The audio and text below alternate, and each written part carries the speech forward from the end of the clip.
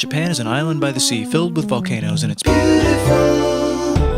In the year negative 1 billion, Japan might not have been here. In the year negative 40,000, it was here, and you could walk to it, and some people walked to it. Then it got warmer, some icebergs melted, it became an island, and now there's lots of trees, because it's warmer. So now there's people on the island, they're basically sort of hanging out in between the mountains, eating nuts off trees, and using the latest technology, like stones and bowls. Ding dong, it's the outside world, and they have technology from the future, like really good metal and crazy rice farms. Now you can make a lot of rice really, really quickly. That means if you own the farm, you own a lot of food, which is something everybody needs to survive. So that makes you king. Rice farming and rice kingdoms spread across the land, all the way to here. The most important kingdoms were here, here, here, here, here, here, and here. But this one was the most important, ruled by a heavenly superperson, or emperor for short. Knock knock, get the door, it's religion. The new prince wants everyone to try this hot new religion from Biekt. Please try this religion, he said. No, said everybody. Try it, he said. No, said everybody again, quieter this time. And so the religion was put into place, and all the rules that came with it. Then the government was taken over by another clique, and they made some reforms, like making the government govern more, and making the government more like China's government, which is a government that governs more. Hi, China, they said. Hi, dipshit, said China. Can you call us something else other than dipshit, said Japan. Like what, said China. How about Sunrise Land, said Japan. And they stole China's alphabet and wrote a book about themselves. And then they made lots of poetry and art and another book about themselves. Then they stopped moving the capital every time the emperor died and kept it in one place for a while, right here. And they conquered the north finally. Get that squared away. A rich hipster named Kukai is bored with modern Buddhism, visits China, and learns a better version, which is more spiritual. Comes back, reinvents the alphabet, and causes art and literature to be great for a long time. And the royal palace turned into such a dream world of art that they really didn't give a shit about running the country. So if you live outside the palace, how are you supposed to protect your shit from criminals? Hire a samurai. Everyone started hiring samurai. Rich, important people hired samurai. Poor people who could not afford to hire samurai did not hire samurai. The samurai became organized and powerful, more powerful than the government. So they made their own military government. Here, they let the emperor still be emperor, but the shogun is actually in control. Breaking news, the Mongols have invaded China. We've invaded China, said the Mongols. Please respect us, or else we might invade you as well. Okay, said Japan. So the Mongols came over, ready for war, and died in a tornado. But they tried again, and had a nice time fighting with the Japanese, but then died in a tornado. Then the emperor overthrows the shogunate. Then the shogunate overthrows him back and moves to Kyoto and makes a new shogunate. And the emperor can still dress like an emperor if he wants, that's fine. Now there's more art. Like painting with less colors, collaborative poetry, plays, monkey fun, tea parties, gardening, architecture, flowers. It's time for who's going to be the next shogun. Usually it's the shogun's kid, but the shogun doesn't have a kid. So he tries to get his brother to quit being a monk and be the next shogun. He says okay, but then the shogun has a kid. So now who's it gonna be? Vote now on your phones. And everyone voted so hard that the palace caught on fire and burned down. The shogun actually didn't care, he was off somewhere doing poetry. And the whole country broke into pieces. Everyone is fighting with each other for local power, and it's anybody's game. Knock knock, it's Europe. No, they're not here to take over, they just want to sell some shit, like clocks, and guns, and Jesus. So that's cool, but everyone's still fighting each other for control, now with guns. And wouldn't it be nice to control the capital, which right now is puppets, with no one controlling them. This clan is ready to make a run for it, but first they have to trample this smaller clan, which is in the way. Surprise, the smaller clan wins, and the leader of that clan steals the idea of invading the capital and invades the capital. And it goes very well. He's about halfway through conquering Japan when someone who works for him kills him, and then someone else who works for him kills them, and that guy finishes conquering Japan. And then he confiscated everybody's swords, and made some rules. And now I'm going to invade Korea, and then hopefully China, he said, and failed, and also died. But before he died, he told these 5 guys to take care of his 5-year-old son until he's old enough to be the next ruler of Japan. And the 5 guys said, yeah, right, it's not going to be this kid, it's going to be one of us, because we're grown-ups. And it's probably going to be this guy, who happens to be way more rich and powerful than the others.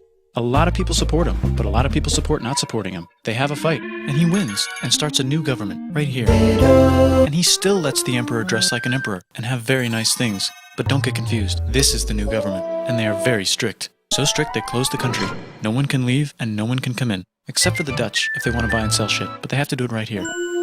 Now that the entire country was not at war with itself, the population increased a lot. Business increased, schools were built, roads were built, everyone learned to read, books were published, there was poetry, plays, sexy times, puppet shows, and Dutch studies. People started to study European science from books they bought from the Dutch. We're talking geography, skeletons, physics, chemistry, astronomy, and maybe even electricity. Over time, the economic and cultural prosperity began to gradually slow down. Knock knock. It's the United States, with huge boats, with guns. Gunboats. Open the country. Stop having it be closed, said the United States. There's really nothing they could do, so they signed a contract that lets the United States, Britain, and Russia visit Japan anytime they want.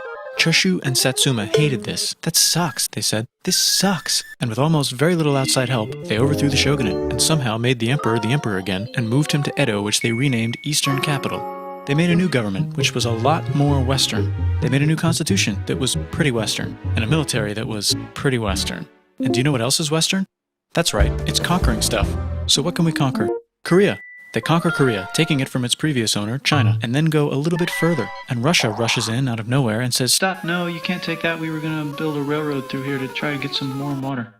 And Russia builds their railroad, supervised by a shit ton of soldiers. And then when the railroad was done, they downgraded to a fuck ton. Did I say downgrade? I meant upgrade. And Japan says, "Can you maybe chill?" And Russia says, "How about maybe you chill?" Japan is kind of scared of Russia. You'll never guess who's also kind of scared of Russia.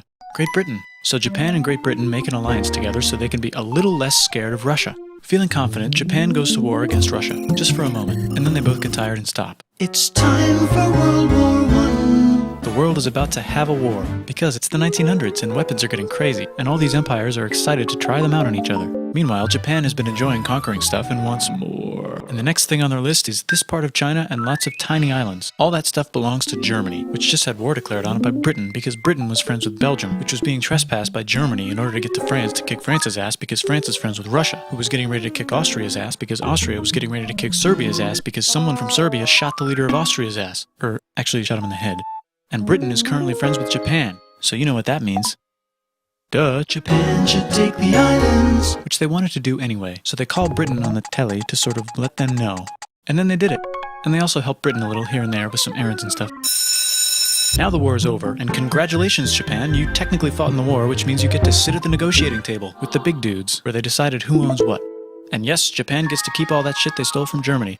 You also get to join the post-war mega alliance, the League of Nations, whose mission statement is to try not to take over the world.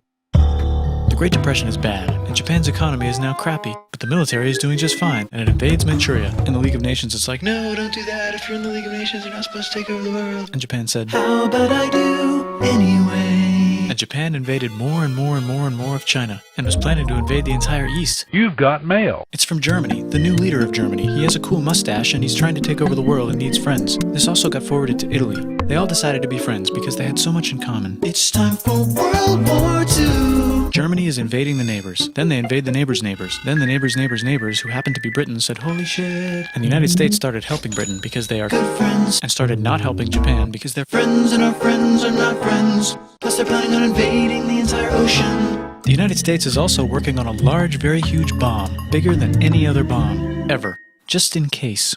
But they still haven't joined the war. War looks bad on TV, and the United States is really starting to care about their image. But then Japan spits on them in Hawaii and challenges them to war. And they say yes. And then Germany, as a symbol of friendship, declares war on the United States also. So the United States goes to war in Europe, and they help the gang chase Germany back into Germany. And they also start chasing Japan back into Japan. And they haven't used the bomb yet and are curious to see if it works, so they drop it on Japan. They actually drop 2.